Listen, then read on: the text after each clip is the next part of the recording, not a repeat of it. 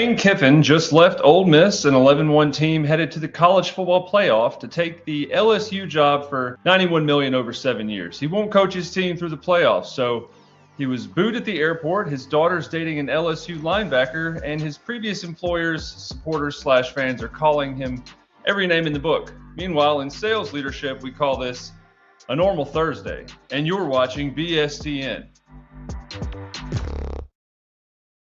Welcome to SAS Center. It's November 4th, 2025, and I'm your host, Chris Mascarroll.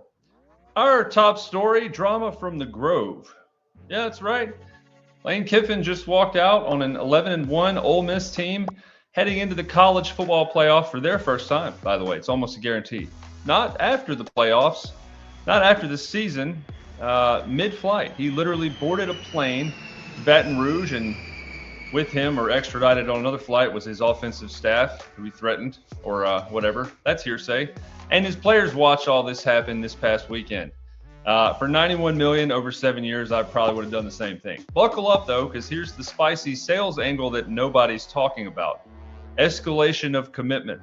Dr. Barbara Fasola's 2025 research on organizational decision-making shows that leaders often double down on past investments, Ole Miss in Lane's case, out of fear, even when better opportunities exist. Kiffin did the opposite. He cut bait. He said, I could stay here, go 7-5 next year, and become the next Mark Stoops, Kentucky coach, who, by the way, got fired after almost landing the A&M job last year. So Lane bailed. The entire country, and that is not hyperbole, the entire country, not just my grandparents' home, was a house divided. Every single pundit and celebrity weighed in. It's all you could hear about for the last week. CBS Sports reports that Kiffin told one person one thing, then told another person the complete opposite. Staff members thought he was staying, then leaving, then staying again. Sound familiar? That's your VP of sales during annual planning. We're going all in on enterprise. Actually, S&B is the future. Wait, let's just do both. With half the resources. Yeah. Here's the thing. Commitment bias says we stick with bad decisions because we've already invested so much in them. Also known as the sunk cost fallacy. Kiffin flipped it. He committed to his future instead of his kids. His past. Damn, as a State fan, that's brutal. That's actually smart, maybe? A cautious hotty-toddy? Are we celebrating a guy who abandoned his team? No, absolutely not. That's terrible. And we're definitely not getting into the CFP and NCAA rules that allowed a coach to abandon his team mid-playoff run. That's for another show. You can find that on First Take. But in sales, how many reps are still cold calling or doing outreach or not entering data into the CRM because we've always done it this way, or we've always not done it at all? Even though the data says it's dead or doesn't work, really food for thought there. Thanks, Coach Kiffin. Lane Kiffin, by the way, just taught every sales leader a lesson. Sunk costs aren't strategy. If the next opportunity is objectively better, and LSU is objectively better than Ole Miss, and you're only staying because of what you've already done, you're not committed. You're just scared. Speaking of sunk costs, we go live now to our field correspondent, Clem Tebow, who is in Baton Rouge with an update on the actual reason Kiffin left Oxford for Death Valley. Clem, what do you have? Yeah, thanks, Chris. I spoke with several sources close to Kiffin, including Kiffin's daughter's boyfriend, the captain, linebacker Whit Weeks, several sources at Oxford and LSU, and it wasn't about the players, it wasn't about coaching, it wasn't about the recruiting aspect, it wasn't about any of that. It was about a contract, but not his contract. Kiffin reportedly just wanted to switch to HubSpot from Salesforce, and LSU provided him that. The University of Mississippi is apparently on another 8-year contract, which would have robbed him of $15 million in potential options for his deal. That's it? That's it? Yep, that's it. Just wanted to move to HubSpot. Back to you, Chris. Wow. I mean, hate it for the players, but as a MSU alumni, Kiffin looks smarter every second. Hail State. Wish I had my cowbell. It's December, which means millions of parents are scrambling to move a tiny felt doll every night so their kids believe Santa is watching. The Elf on the Shelf is back, And if you think this sounds like corporate performance management, congratulations. You're not crazy. Elf on the Shelf is here again. It is the season for every single kid's favorite tradition where... I'm not going to read that. My kids watch this show. Where a real elf with real elf magic shows up in early December to make sure you do your chores and are nice to your sister. My wife and I call it Santa surveillance, and we reap the benefits of our small people being accountable for about 24 days a year. As you know, the elf reports back to Santa each night with his little notebook, and he returns the next day in a new spot with new shenanigans. Kids can't touch him, or whatever, there's multiple elves, or the elf loses its magic, and every morning there's a new performance review waiting on the kitchen counter. Does this sound familiar? It should. This is your CRM. Your house is Salesforce, or HubSpot, hopefully. Santa is your VP of sales, and your pipeline? It's being judged by a doll that showed up in a toaster this morning holding a sign that says, "I saw you skip your follow-ups." But elfier. "I saw you skip your follow-ups." Maybe, who knows? Here's the psychology. I know you couldn't wait for this. In a 2022 study in the Journal of Experimental Psychology found that people trust leaders more when they see them maintaining commitment, even if that commitment is a bit irrational, magical, irrational. Both could work here. The elf on the shelf works because kids see it every day. It's not abstract. It's there. It's everywhere. Watching, moving, judging their snack choices. Compare that to your sales process. How many times has a manager said, "We're tracking activity now," and then nothing? No follow-up, no visibility. The system disappears. Reps stop logging calls because nobody's checking. The elf went back to the North Pole in early January, sometimes February. Sometimes those things last a little bit longer. But the elf on the shelf doesn't quit. Does not, no.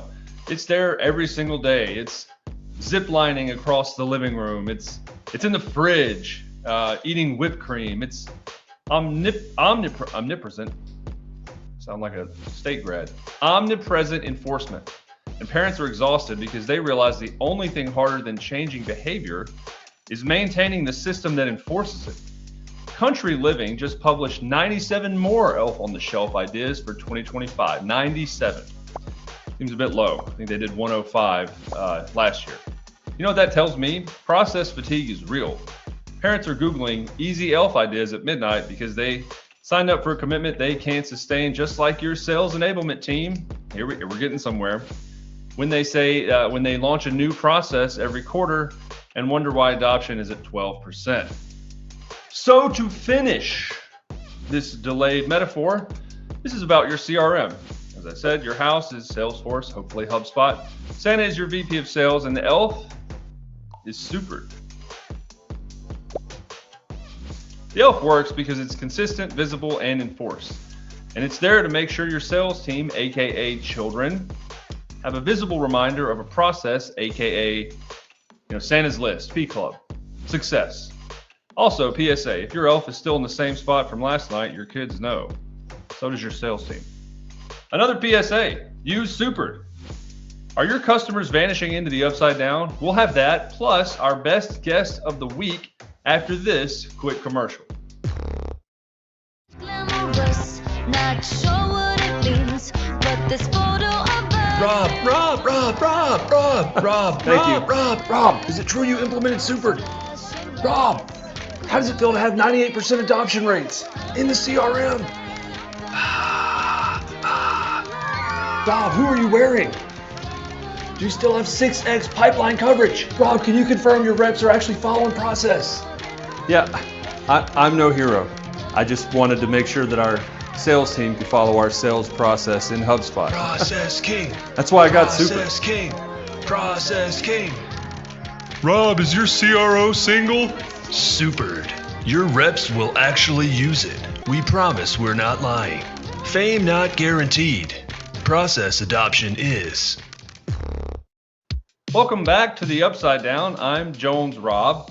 Stranger Things Season 5 premiered on Netflix on November 26th, and the platform immediately crashed. Yep, it sure did, under the weight of millions of fans trying to watch. The final season is being released in 3 parts across the holidays. 4 episodes now, they're currently out.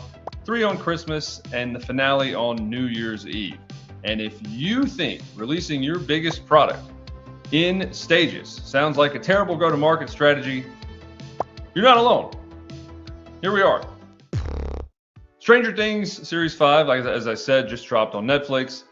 Well, dropped is pretty generous. Coverage dropped, and Netflix crashed. Variety reports the platform increased bandwidth by 30% to prepare for the premiere, and it still went down within minutes. Thousands of users couldn't load the app. The site was toast. Spoilers all over the place. Speaking of spoilers, well, not yet. You know what that is, by the way. That's your sales team on the first day of a major product launch when nobody stress tested the demo environment. We're ready. Why is everything on fire? They happen back to back. I mean, kudos to you if you had to stress test it. But here's where we're going to take the metaphor this time to a sales perspective. Netflix is releasing season 5 in 3 parts. 4 episodes on November 26th. Hope you watched them, or you might want to tune out here. 3 more on Christmas Day, the finale on New Year's Eve. And I'm watching this rollout thinking this is the most aggressive customer retention strategy I've ever seen.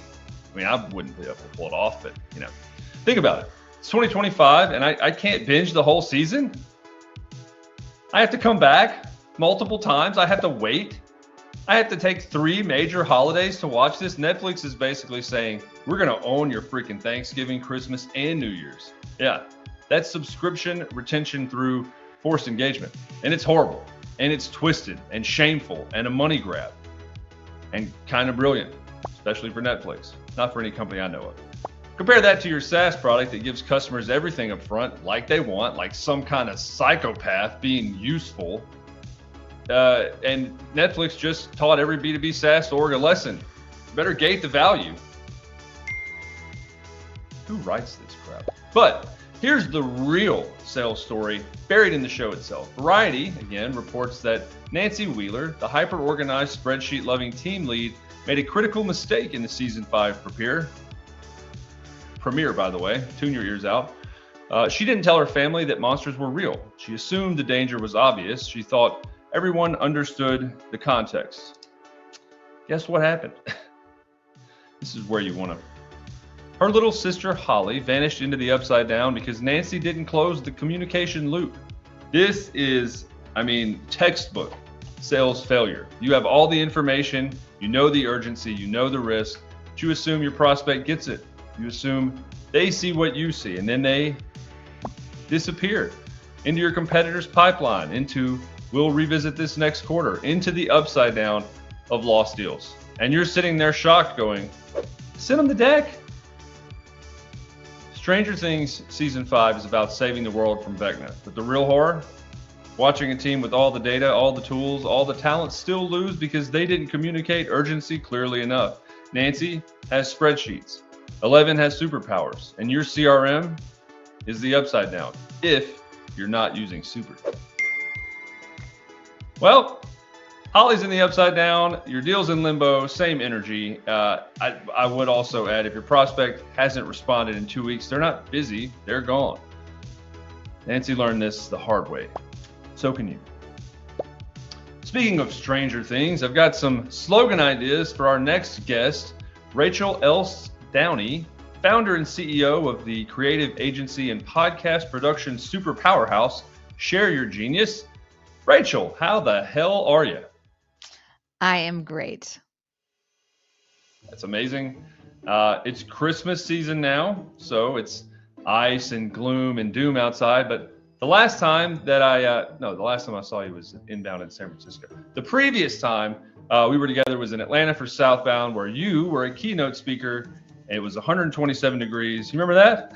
Standing on top of the roof at the ATV in June, doing hot takes on a hot roof. It was sweaty. Like I was nervous. But it was a good time. I learned a lot. Kind of felt like surreal in a few scenarios, but it was all good fun. Good vibes. It was. Yeah, it was a lot of, speaking of fun, which we did have. We recently had Drew Danner on, who is a managing director at BD Emerson. They deal in compliance, which I learned is different than security. Anyway, he would argue that sharing anything, especially Genius, has some security concerns. How would you address that?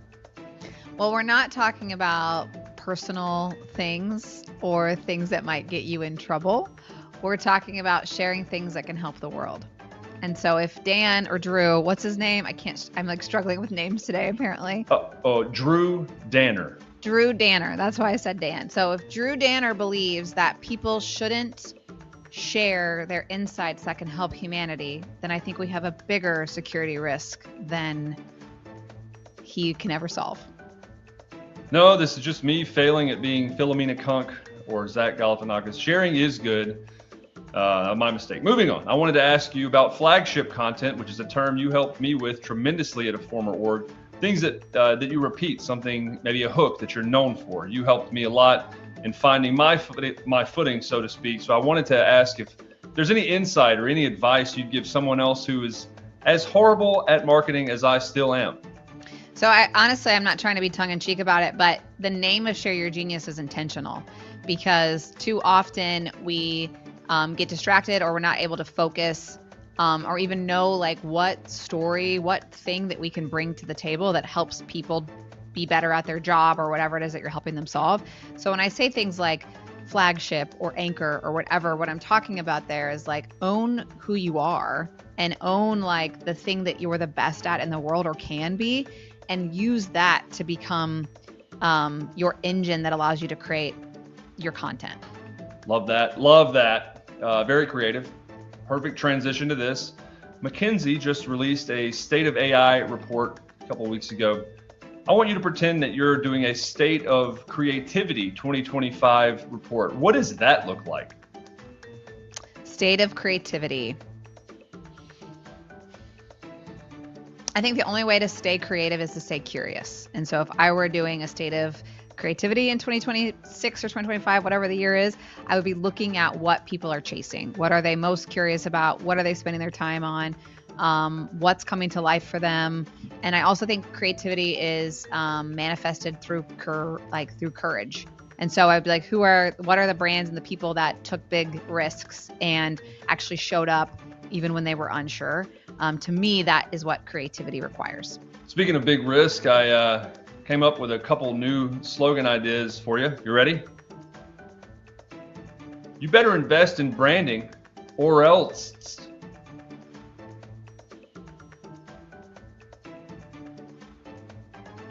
Not so much. I got a couple more. Here's one.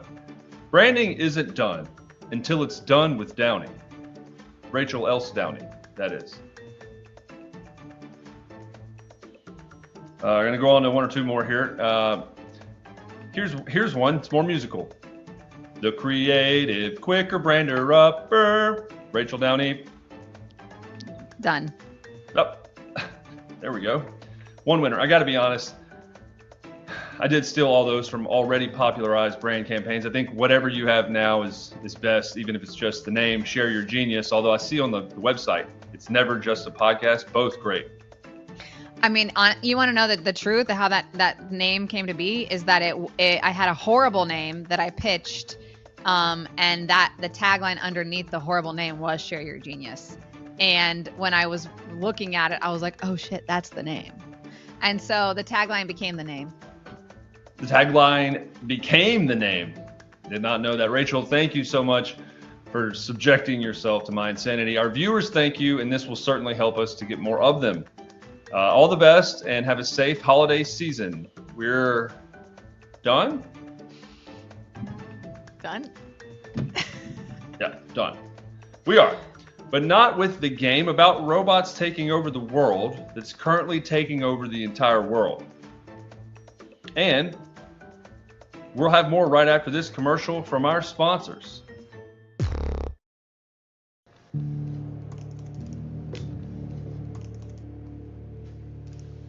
Are you tired of reps who won't follow your sales process? There's just gotta be a better way. Introducing the remote control Super Sales Reps.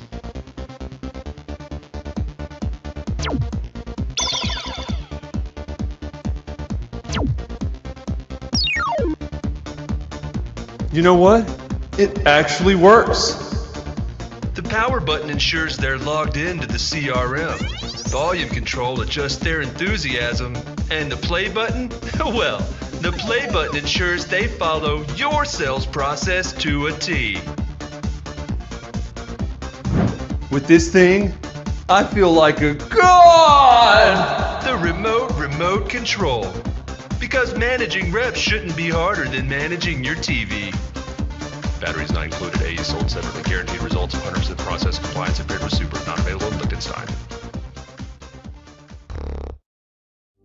Welcome back to SAS Center. I'm your host, Rob Speranza. Arc Raiders, a new extraction shooter from ex-Battlefield developers at Embark Studios, launched on October 30th and has become a massive hit with over 700,000 concurrent players. It's a game where you venture to the surface, collect loot, fight robots and other players, and try to extract before you lose everything. And it's exactly what you think it sounds like, which is enterprise sales. Buckle up. Yep, stop the press. Arc Raiders just became one of the most played multiplayer games on the entire planet Earth. 700,000, as I said, concurrent players, 4 million copies sold in 2 weeks. It's an extraction shooter. Basically, that means you go into a hostile environment, collect valuable resources, fight enemies, and try to escape before you lose everything that you've gathered or brought in with you. That's enterprise sales. Ask anyone. Here's how. I'll explain it to you. Here's how it works. You enter topside, dangerous surface world controlled by killer robots called arcs. You've got 30 minutes, like a meeting maybe, to collect loot information. You can team up with 2 other players, go duo or go solo. The game's matchmaking adapts so solo players don't get destroyed by coordinated squads. Bull crap. You find resources, you fight, and then you get out, get the hell out of there. Or you get blown to shit by a rocketeer and lose everything except the 2 advanced mechanical parts in your safe pocket. I know it's happened to me multiple times. You know what else has happened to me multiple times? That, in sales. Picture this, you're prospecting in hostile territory. You're fighting competitors, other companies, other reps, and internal objections, the robots, right? You've got a limited window, Q1, monthly quarter. And if you don't close the deal, if you don't extract, you lose the pipeline, the time investment, and the commission. All you keep is the safe pocket, maybe a warm lead or 2, little pipeline coverage for next quarter, maybe. I'm just getting warmed up. Because just like sales, Arc Raiders has a risk-reward system. You can extract early with modest loot, or you can stay topside a little longer, kind of push the envelope, chase bigger deals, bigger loot, and risk losing it all when a squad of 3 streamers jumps you at the extraction elevator. And when that happens, just like in sales, you lose any and everything you have, whether you brought it topside or found it there. No participation trophies, no great effort bonuses. You failed. You failed to extract, so you walk away with nothing. Arc Raiders is teaching millions of players the core truth of sales. And that's that the goal isn't activity, it's extraction. You don't win by being topside, doing activities. You win by getting out alive with the loot. Calls, emails, demos, that's just topside bullshit. Activities. You're not closing. You're just running around hoping you don't get shot. Interesting though, one of the most coveted loot item types are blueprints for various weapons or armor or gear. Supered is like that blueprint in that it turns behavior into results and allows you to get from the top side back to Speranza with that sweet, sweet loot. As a bit of an added note here, if your pipeline is full of deals with no extraction plan, you need Supered.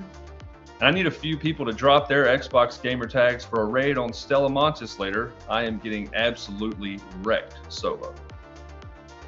Well, time to extract myself from the seat here for a quick break, but we close with something you really can't miss. A look at what happens during procurement live from the North Pole right after this. 'Tis the season for Now That's What I Call Supered Christmas Hits. Brought to you by Supered, the only parody album produced by a software company, so it's the one you'll have to use to get through the holiday season. It's the crappiest season to sell. There'll be family vacations and failed integrations and half of the meetings no show. Featuring both of your favorite holiday SaaS tech favorites and a whole bunch of new ones you've never heard. Finally in one place. Marketing classics like It's Beginning to Look a Lot Like Listmas. It's beginning to look a lot like Listmas. Everyone's a lead. Take a look at your ICP. Throw it out of the window, please. We've got some really bad fit deals to close.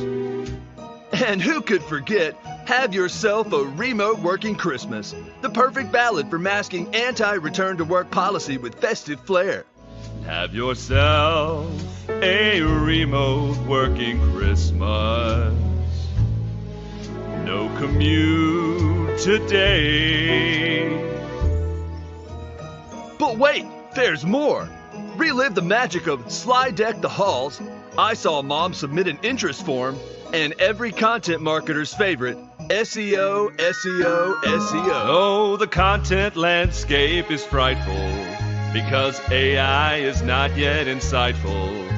And since we're still trying to grow, SEO, SEO, SEO.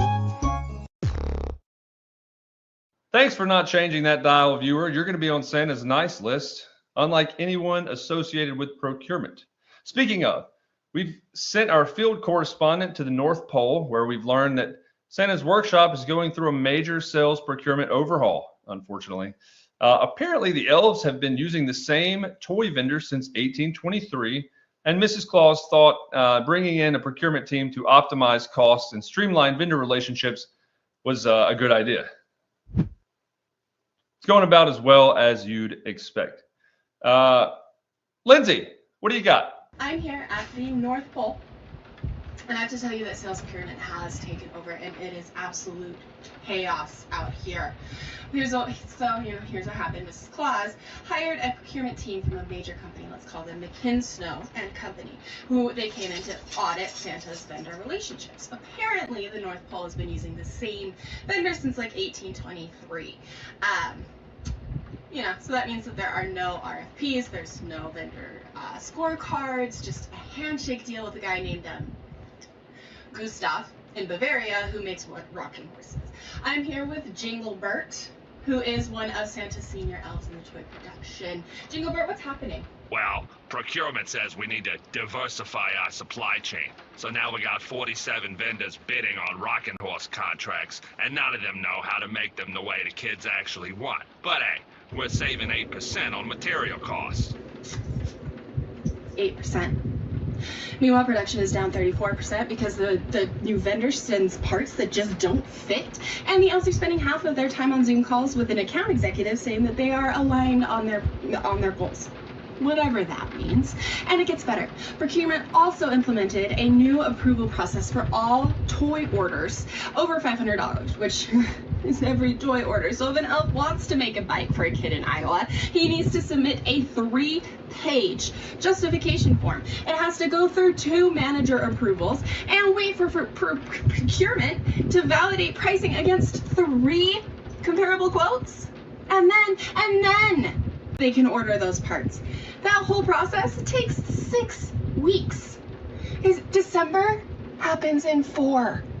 Jinglebert, what about your relationships with the old vendors, the ones that you've had since 1823? Procurement ghosted them. Sent an email in July that said we're exploring other options. No calls, no explanations. Gustav, the rocking horse guy? Yeah, he called me crying. He's been making toys for Santa since 1823. His great-great-grandfather taught my great-great-great-great-great-grandfather how to carve wood. And now he's got a contract with Amazon. There you have it. The North Pole just lost institutional knowledge because procurement wanted strategic vendor diversification. Gustav's rocking horses were perfect. Kids loved them, parents loved them. But since there was no dashboard showing vendor performance over time, procurement assumed that they were overpaying. Jinglebert, what happens if toys don't ship on time? Well, procurement says we have a contingency plan, which is code for, we'll blame the elves. Been there, seen it. This is literally every sales organization that brings in procurement and wonders why their best vendor relationships implode. You trade decades of trust and collaboration for 8% cost savings in a Gartner Magic Quadrant report. And when it all falls apart in Q4, procurement's moved on to optimizing the office supplies, and you're stuck explaining to your CRO why Santa's workshop can't deliver. Oh no. Oh. Jinglebert just told me that procurement is now evaluating replacing Santa's reindeer with drones because drones are scalable. What did Santa say? He's in his office crying into a mug of cocoa. That is your VP of sales when procurement cancels your best sales tools mid-quarter to reduce redundancy. Anyway, Mrs. Claus's security team is coming to ask me to leave. So anyway, that's why we're no longer in the event. Back to you. If your procurement team thinks they can replace decades of vendor trust with a spreadsheet, Merry Christmas. You're getting cold. We'd like to wrap up on a positive note, though, and say that our Christmas wish list here at BSTN is much like Mariah Carey's. All we want for Christmas is you to subscribe. We've got a very fledgling YouTube channel that we want to feature your stories on and your successes on and interview you on, especially if you're in sales, sales enablement, sales leadership, sales thought leadership. You know, the 5 food groups of sales. Remember Buddy the Elf? Candy, candy cane, candy corn. Anyway, thanks for all the support. Go tick a box on the YouTube, almost read that wrong, and send us your newsworthy stories. And we'll see you next week on BSTN.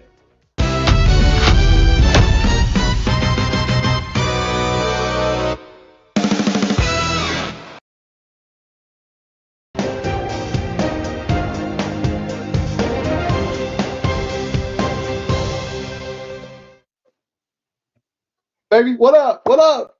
What's up, Mr. Crispy, Mr. Rizzler? What'd you do for Thanksgiving?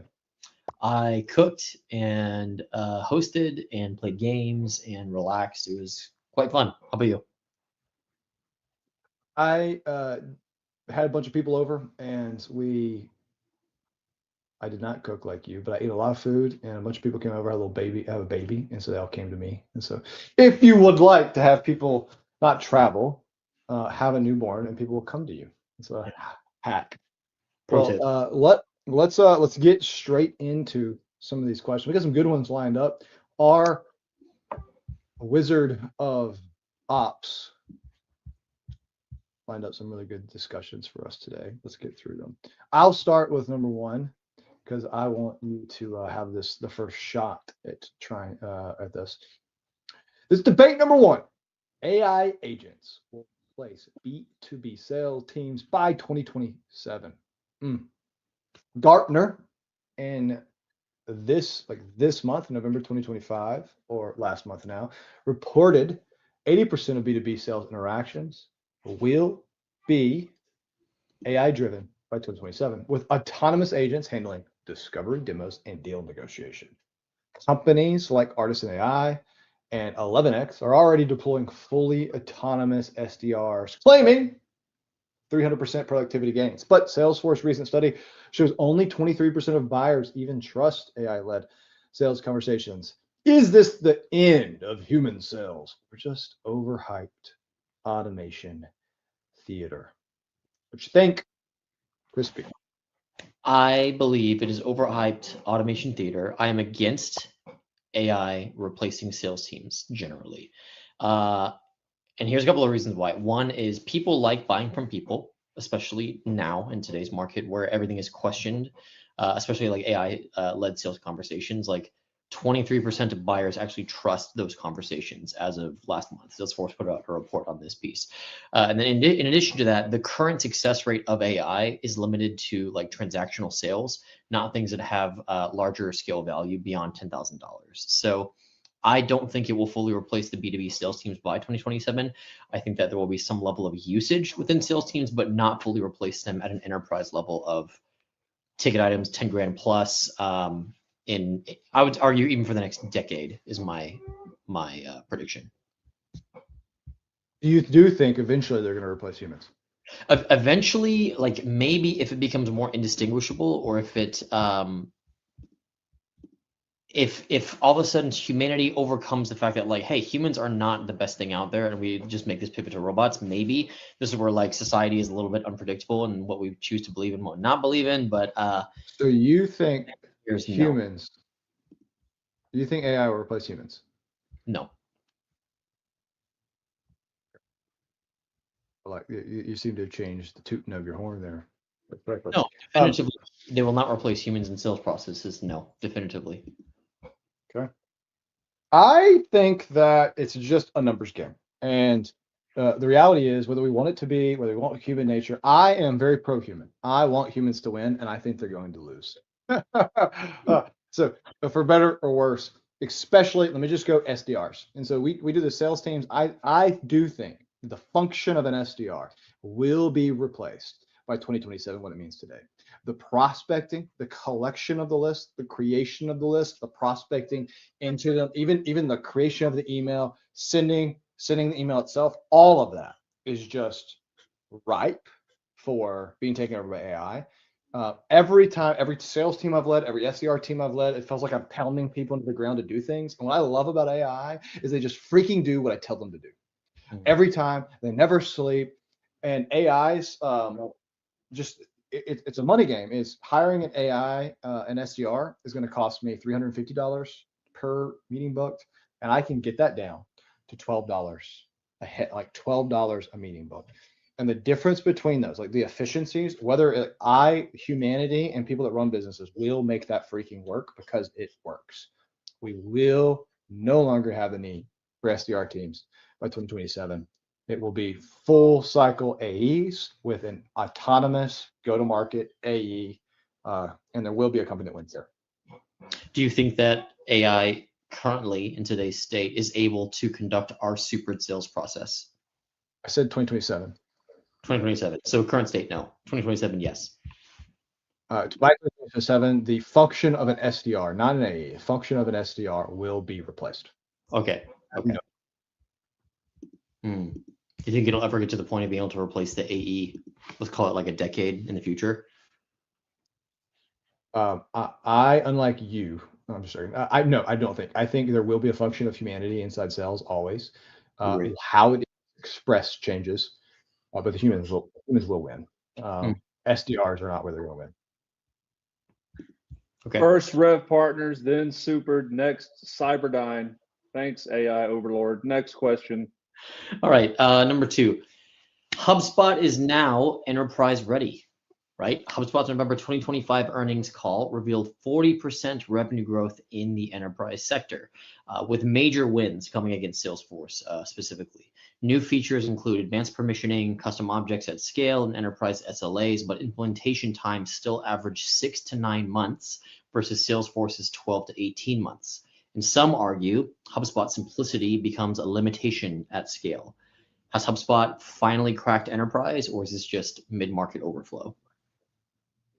There's a lot of opinions out there on this. And by the way, I have said that HubSpot has been HubSpot ready since 2022. Everybody else out there are just catching up to where we've been a while. I call it the orange wave, and I've been surfing it for a while. Let me make this point. The story is about 3 weeks ago, I got a call from a partner of ours. They said, "Hey Matt, we are doing the second biggest deal HubSpot's had, or like one of their top 10 biggest deals, and we're using help. We're having Super because they need a way to do training and onboarding, and Super's built in our implementation process, and we're going competitive against Salesforce and Dynamics. Like, sure, sign me up. Get on the call, show them Super, and we ended up beating Salesforce implementation by a landslide. This is a $36K per month MER deal for the next 2 years. That type of implementation it has never been because HubSpot is not ready. It has only and ever been because there haven't been partners to facilitate that conversation. That is what has changed. We now have partners that have the capacity, the technical competency, and the wherewithal to do enterprise level implementations and serve enterprise customers. That is what's fundamentally changed. And yes, it's going to eat Salesforce's lunch. They better watch out. That's why they've recently launched an SMB product for free, and they started to give away free. Salesforce sees the threat and activated the threat, and it's coming for them. Interesting. So I'll play devil's advocate. A lot of these enterprise features are very new in terms of the HubSpot universe, like the advanced permissioning, the custom object at scale, stuff like that. I remember, and this is not that long ago, when custom objects had to be created through the API in HubSpot. That was like 5 years ago. So is HubSpot aggressively pushing their enterprise roadmap to catch up, or is Salesforce slowing down the roadmap and HubSpot's meeting them where they are? Like, what do you think that journey is like to them being enterprise ready? I think they're already enterprise ready at this point. I think like for like, you are. The question has always been, how are you going to get users to use the system? And I will stay on this. Is HubSpot is enterprise ready today. It has an ecosystem that can now facilitate it. It has always and ever been the ecosystem that's keeping it behind at this point. I think they've been, as they push product ahead, it's about teaching partners how to win large deals. And so where they're growing up is only about having partners support them in a co-selling motion, having their sales team and direct team learning how to work with large, complex enterprise deals. That's where they lost. They didn't lose because of technology. They lost because they didn't know how to run an enterprise deal with a partner that had enterprise level capability, and that's changing.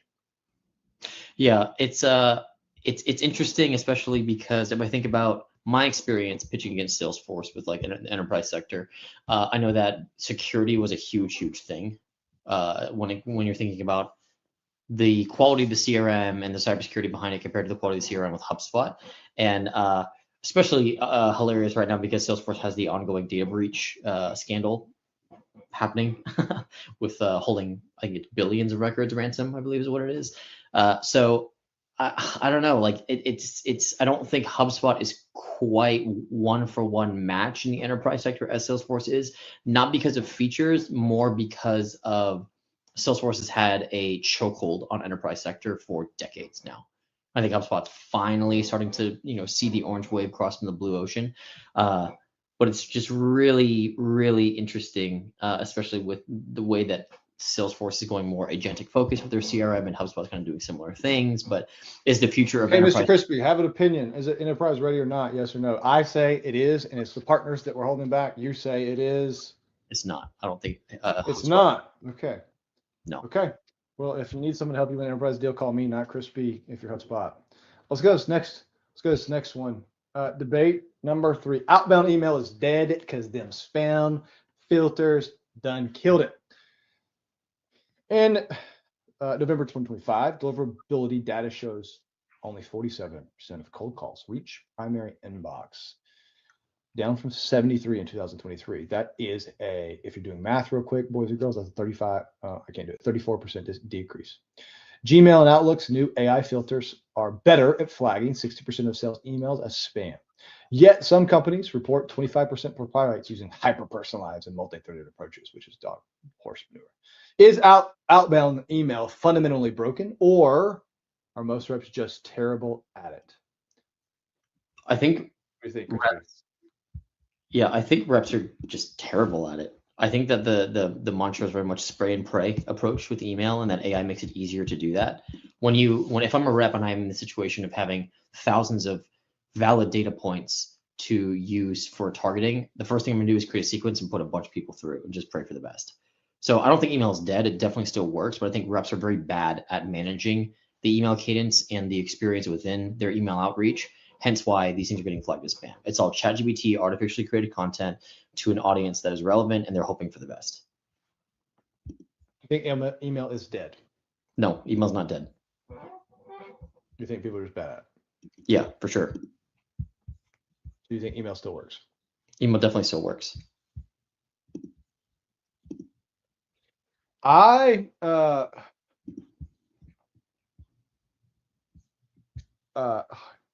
gonna say this: AI has and will inundate inboxes to the point where they're saturated and doesn't feel useful to use. Yeah. Period.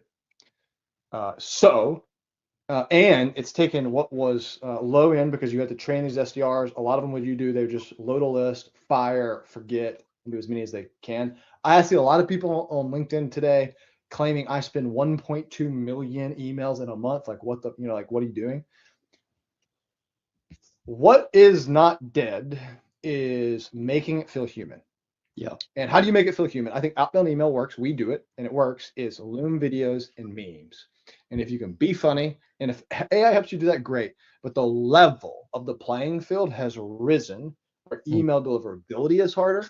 Getting people to respond is more difficult because they're hit with more. There's a larger quantity, thus the attention is harder to get.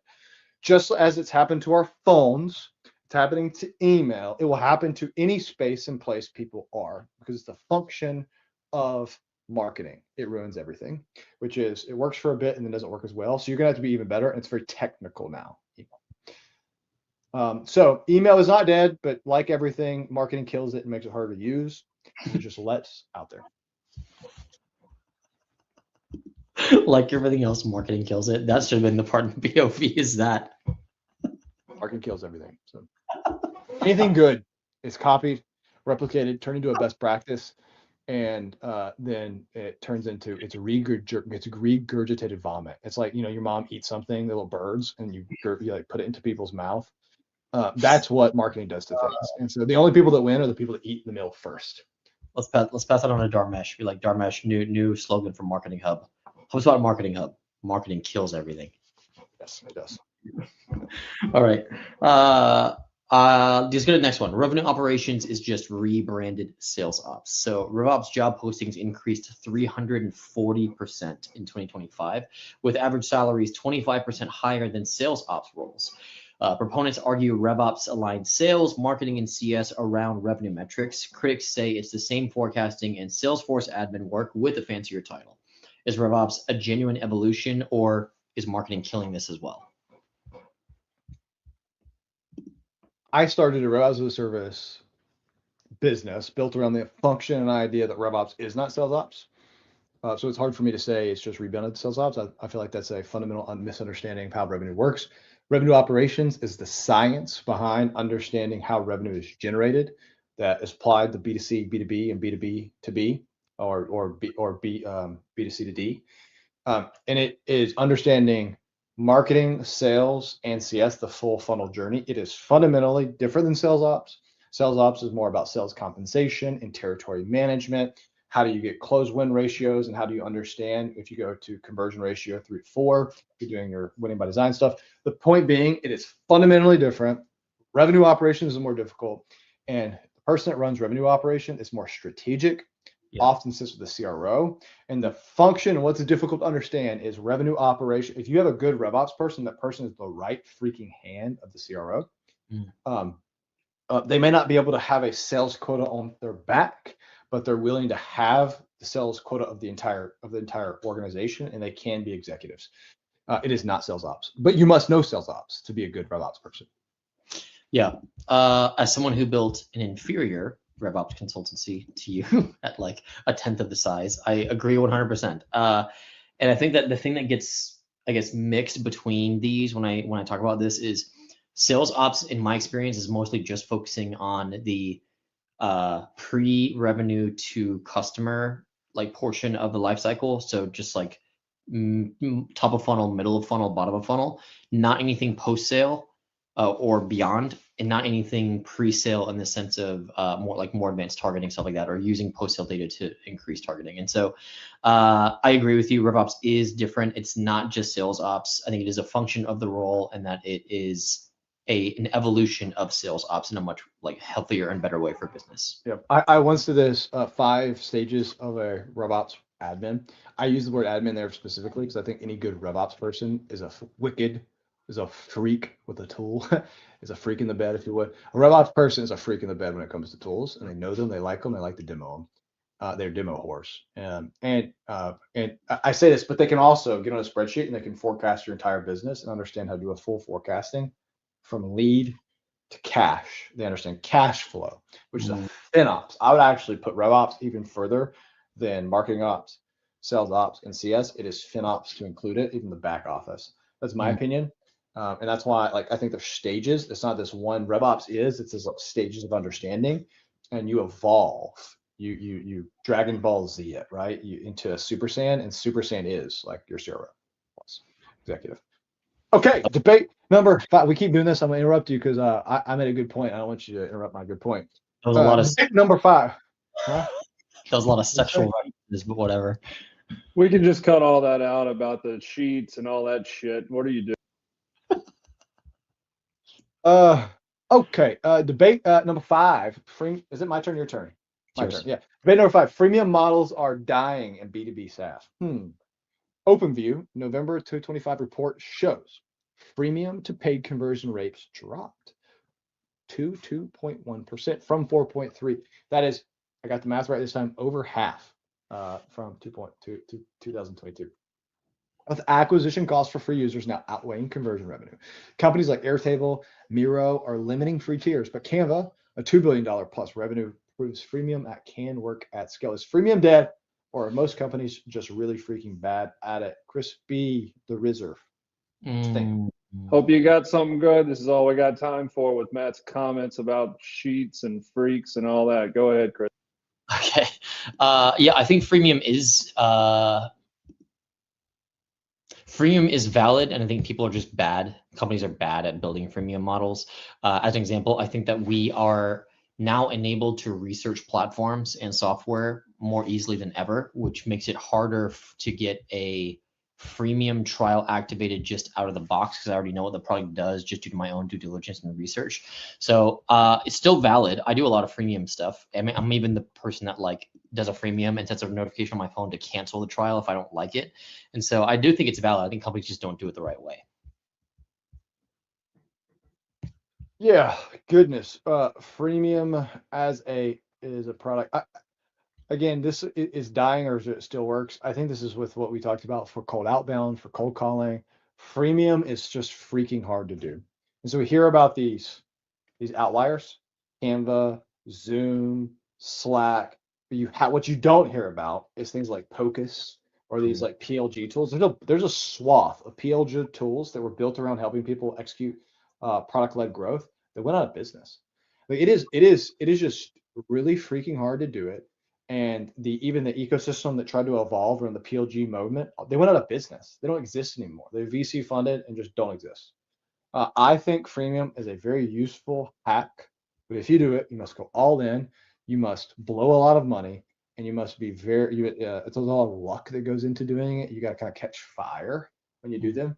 And it's like lightning in a bottle. It's really, really, really, really, really, really hard to do. I think there's a much better and proactive and probably I would recommend all founders of a SaaS company in the early stages. You should have something free, but you should also and always have assist as part of how you're thinking about your products, which is mean you're a salesperson proactively reaching out during some point in your process. If not, just going direct at the beginning. Okay, that's all we got time for from the Mr. Wizard of Oz told us. Crispy, with everything you know, everything we talked about, what is your one piece of advice to people thinking about outbound sales today? My one piece of advice, and I'm going to make this the most functional thing ever, is create Loom videos of yourself talking to the lead and embed those in your emails and LinkedIn messages. Boom, do that and you win more revenue. I agree. Everybody, appreciate y'all for another edition, however you say the word. Remember, you're a freak in the sheets. If you're RevOps, stay awesome, keep doing it big, never stop believing. Adios, everybody.